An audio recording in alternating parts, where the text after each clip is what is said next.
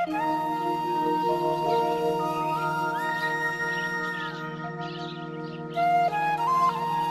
नमो भगवते वासुदेवाय।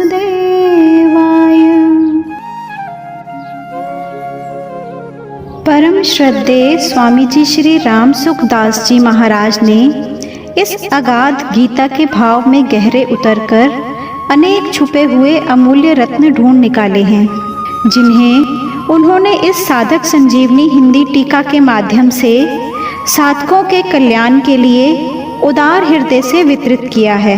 स्वामी जी ने गीता की यह टीका किसी दार्शनिक विचार की दृष्टि से या फिर अपनी विद्वता का प्रदर्शन करने के लिए नहीं लिखी है, बल्कि जीव की आध्यात्मिक उन्नति कैसे हो इसी दृष्टि से लिखी है। परम शांति की प्राप्ति चाहने वाले प्रत्येक मनुष्य के लिए, चाहे वह किसी भी देश, वेश, भाषा, मत, संप्रदाय आदि का क्यों न हो, यह टीका संजीवनी बूटी के समान है। इस टीका का अध्ययन करने से हिंदू, बौद्ध, जैन, पारसी, ईसाई आदि सभी धर्मों के मानने वालों को अपने अपने मत के अनुसार उद्धार के उपाय मिल जाएंगे। इस टीका में साधकों को अपने उद्देश्य की सिद्धि के लिए पूरी सामग्री मिलेगी। परम शांति की प्राप्ति के इच्छुक सभी भाई बहनों से प्रार्थना है कि वे इस ग्रंथ रत्न को अवश्य ही पूरे मन से सुने, समझें और जितना हो सके उतना अपने जीवन में लाने की कोशिश करें।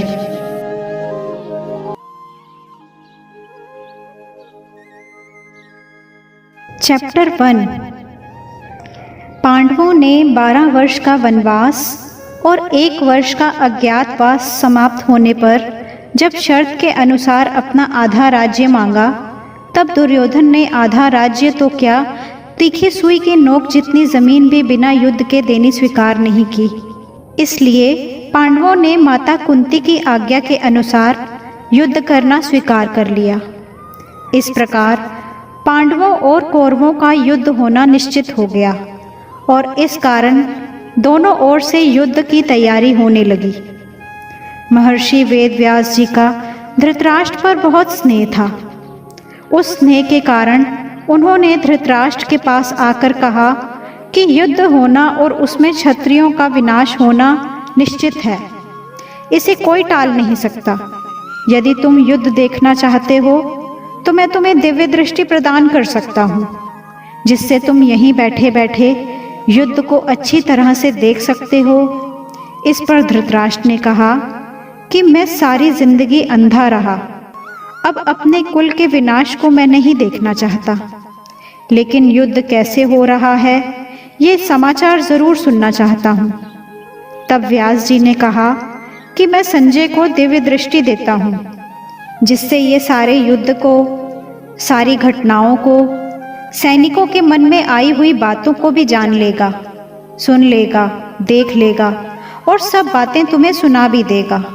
ऐसा कहकर व्यास जी ने संजय को दिव्य दृष्टि प्रदान की। निश्चित समय पर कुरुक्षेत्र में युद्ध शुरू हुआ। 10 दिन तक संजय लड़ाई के मैदान में ही रहे। जब पितामह भीष्म बाणों के द्वारा रथ से गिरा दिए गए, तब संजय ने हस्तिनापुर में, जहां धृतराष्ट्र बैठे हुए थे, आकर धृतराष्ट्र को यह समाचार सुनाया। इस समाचार को सुनकर धृतराष्ट्र को बहुत दुख हुआ। वे रोने लगे। फिर उन्होंने संजय से युद्ध का सारा हाल सुनाने के लिए कहा। धृतराष्ट्र संजय से पूछते हैं। श्लोक 1। धृतराष्ट्र उवाच धर्मक्षेत्रे कुरुक्षेत्रे समवेतायुयुत्सवः मामकाः पाण्डवाश्चैव किं कुर्वर्त संजय। स्वामी जी हमें धर्म क्षेत्रे कुरुक्षेत्रे का मतलब समझाते हुए बता रहे हैं कि कुरुक्षेत्र में देवताओं ने यज्ञ किया था। राजा कुरु ने भी यहाँ तपस्या की थी। यज्ञादि धर्म आदि कार्य होने से तथा राजा कुरु की तपस्या भूमि होने से इसको धर्म भूमि कुरुक्षेत्र कहा गया है। यहाँ धर्म क्षेत्रे और कुरुक्षेत्रे पदों में क्षेत्र शब्द देने में धृतराष्ट्र का मतलब है कि यह अपनी कुरुवंशियों की भूमि है। यह केवल लड़ाई की भूमि ही नहीं है बल्कि तीर्थ भूमि भी है, जिसमें मनुष्य जीते जी पवित्र कर्म करके अपना कल्याण कर सकते हैं। इस तरह भौतिक और आध्यात्मिक सब तरह का लाभ हो जाए, ऐसा सोचकर और श्रेष्ठ पुरुषों की सम्मति लेकर ही युद्ध के लिए यह भूमि चुनी गई है। दुनिया में ज्यादातर 3 बातों को लेकर लड़ाई होती है: जमीन, पैसा और स्त्री। इन तीनों में भी राजाओं का आपस में लड़ना ज्यादातर जमीन को लेकर होता है। यहाँ कुरुक्षेत्र पद देने का मतलब भी जमीन को लेकर लड़ने में है। कुरुवंश में धृतराष्ट्र और पांडु के पुत्र सब एक हो जाते हैं। कुरुवंशी होने से दोनों का कुरुक्षेत्र में अर्थात राजा कुरु की जमीन पर समान हक होता है। इसलिए कौरवों द्वारा पांडवों को उनकी जमीन न देने के कारण दोनों जमीन के लिए लड़ाई करने आए हुए हैं।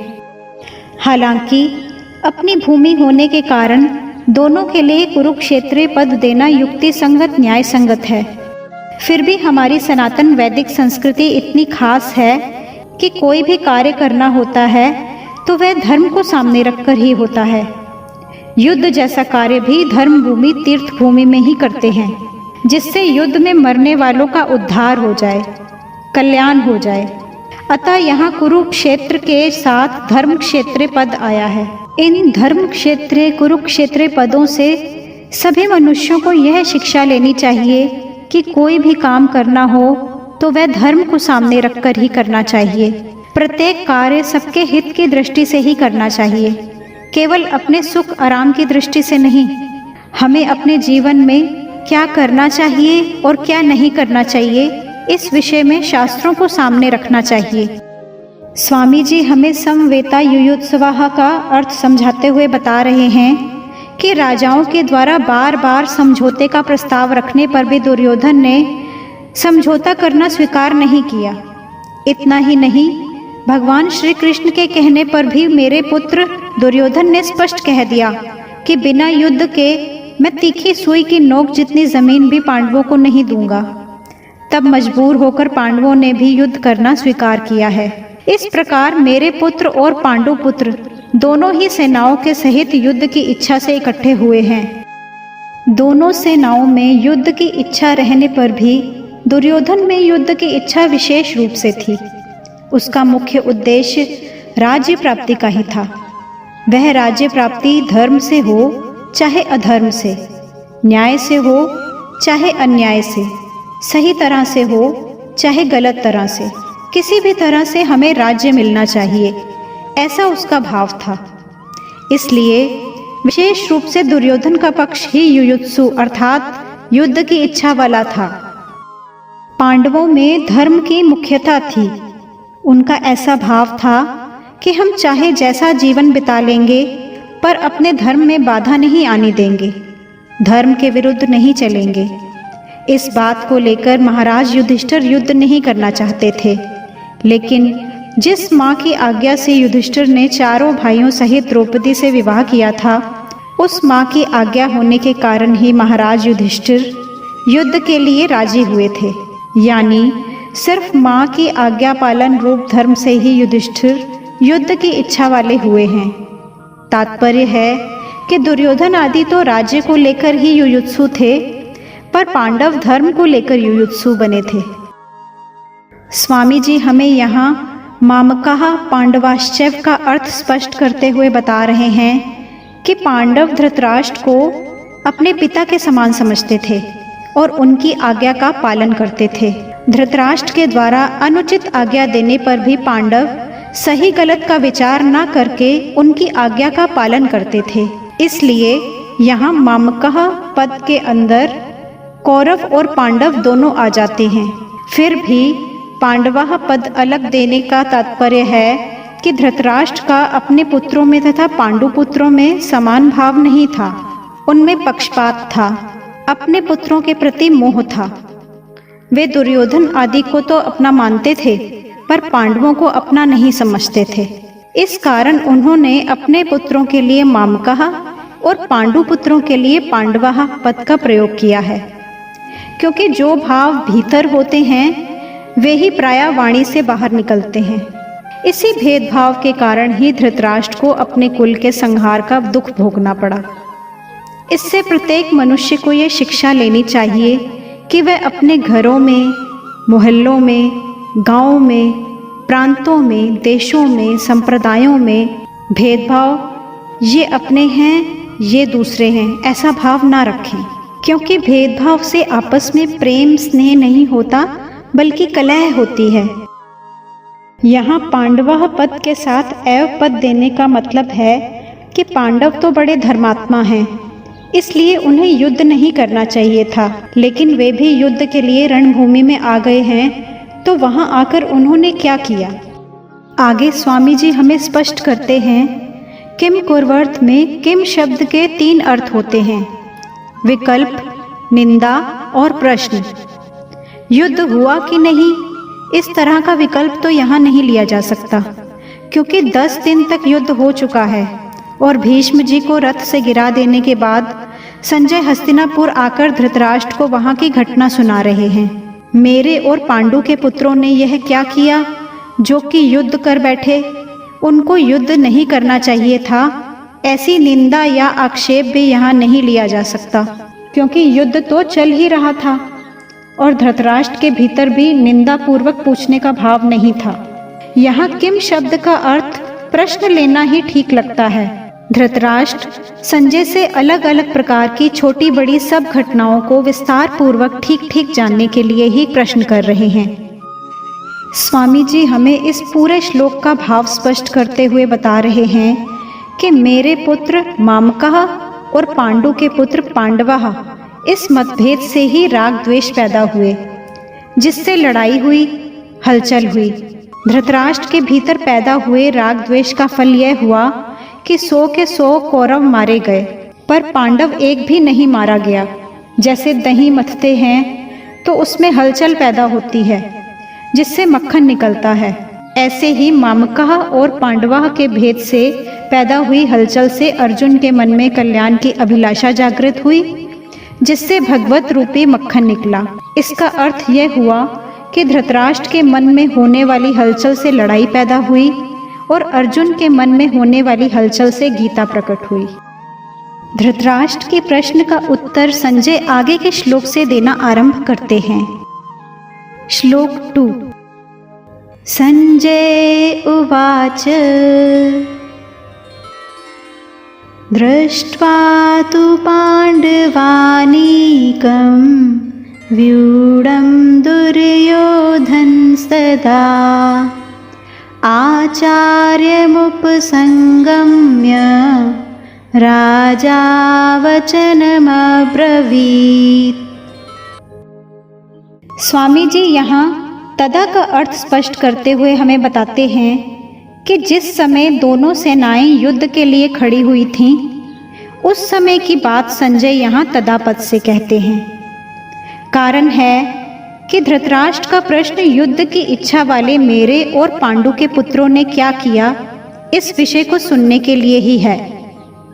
दृष्ट्वा पांडवानीकं व्यूढम्, यानी पांडवों की वज्रव्यूह से खड़ी सेना को देखने का मतलब है कि पांडवों की सेना बड़ी ही सुचारू रूप से और एक ही भाव से खड़ी थी, यानी उनके सैनिकों में 2 भाव नहीं थे, मतभेद नहीं था। उनके पक्ष में धर्म और भगवान श्री कृष्ण थे। जिसके पक्ष में धर्म और भगवान होते हैं उसका दूसरों पर बड़ा असर पड़ता है। इसलिए संख्या में कम होने पर भी पांडवों की सेना का बहुत प्रभाव था और उसका दूसरों पर बड़ा असर पड़ता था। इसलिए पांडव सेना का दुर्योधन पर भी बड़ा असर पड़ा, जिससे वह द्रोणाचार्य के पास जाकर नीति युक्त गंभीर वचन बोलता है। राजा दुर्योधनः, दुर्योधन को राजा कहने का अर्थ है कि धृतराष्ट्र का सबसे ज्यादा अपनापन दुर्योधन में ही था। परंपरा की दृष्टि से भी युवराज दुर्योधन ही था। राज्य के सब कार्यों की देखभाल दुर्योधन ही करता था। धृतराष्ट्र तो नाम मात्र के राजा थे। युद्ध होने में भी मुख्य कारण दुर्योधन ही था। इन सभी कारणों से संजय ने दुर्योधन के लिए राजा शब्द का प्रयोग किया है। आचार्य मुपसंगम्य का तात्पर्य है कि द्रोणाचार्य के पास जाने में मुख्य 3 कारण हो सकते हैं। पहला, अपना स्वार्थ सिद्ध करने के लिए, यानी द्रोणाचार्य के भीतर पांडवों के प्रति द्वेष पैदा करके उनको अपने पक्ष में विशेषता से करने के लिए दुर्योधन द्रोणाचार्य के पास गया। दूसरा, व्यवहार में गुरु के नाते आदर देने के लिए भी द्रोणाचार्य के पास जाना ठीक था। तीसरा, मुख्य व्यक्ति का सेना में यथास्थान खड़े रहना बहुत आवश्यक होता है, नहीं तो व्यवस्था बिगड़ जाती है। इसलिए दुर्योधन का द्रोणाचार्य के पास खुद जाना ही ठीक था। ऐसा लग सकता है कि दुर्योधन को तो पितामह भीष्म के पास जाना चाहिए था, जो कि सेनापति थे, पर दुर्योधन गुरु द्रोणाचार्य के पास ही क्यों गया? इसका समाधान ये है कि द्रोण और भीष्म दोनों तरफ थे, यानी वे कौरव और पांडव दोनों का ही पक्ष रखते थे। उन दोनों में भी द्रोणाचार्य का ज़्यादा राजी करना था, क्योंकि द्रोणाचार्य के साथ दुर्योधन का गुरु के नाते तो स्नेह था, पर कुटुंब के नाते स्नेह नहीं था, और अर्जुन पर द्रोणाचार्य की विशेष कृपा थी। इसलिए उनको राजी करने के लिए दुर्योधन का उनके पास जाना ही उचित था। दुनिया में ऐसा देखा जाता है कि जिसके साथ स्नेह नहीं होता है, उससे अपना स्वार्थ सिद्ध करने के लिए मनुष्य उसको ज़्यादा आदर देकर राजी करता है। दुर्योधन के मन में ये विश्वास था कि भीष्म जी तो हमारे दादाजी ही हैं, इसलिए उनके पास ना जाऊं तो भी कोई बात नहीं है। ना जाने से अगर वे नाराज भी हो जाएंगे तो मैं किसी तरह से उनको राजी कर लूँगा। कारण कि पितामह भीष्म के साथ दुर्योधन का कौटुंबिक संबंध और स्नेह था ही, भीष्म का भी उनके साथ कौटुंबिक संबंध और स्नेह था। इसलिए भीष्म जी ने दुर्योधन को राजी करने के लिए जोर से शंख बजाया। ऐसा पहले अध्याय के 12वें श्लोक में आया है। वचन मब्रवीत में यहाँ अब्रवीत कहना ही काफी था, क्योंकि अब्रवीत के अंदर ही वचनम आ जाता है, यानी दुर्योधन बोलेगा तो वचन ही बोलेगा। इसलिए यहाँ वचनम शब्द की आवश्यकता नहीं थी। फिर भी वचनम शब्द देने का तात्पर्य है कि दुर्योधन नीति युक्त गंभीर वचन बोलता है, जिससे द्रोणाचार्य के मन में पांडवों के प्रति द्वेष पैदा हो जाए और वे हमारे ही पक्ष में रहते हुए ठीक तरह से युद्ध करें, जिससे हमारी विजय हो जाए, हमारा स्वार्थ सिद्ध हो जाए।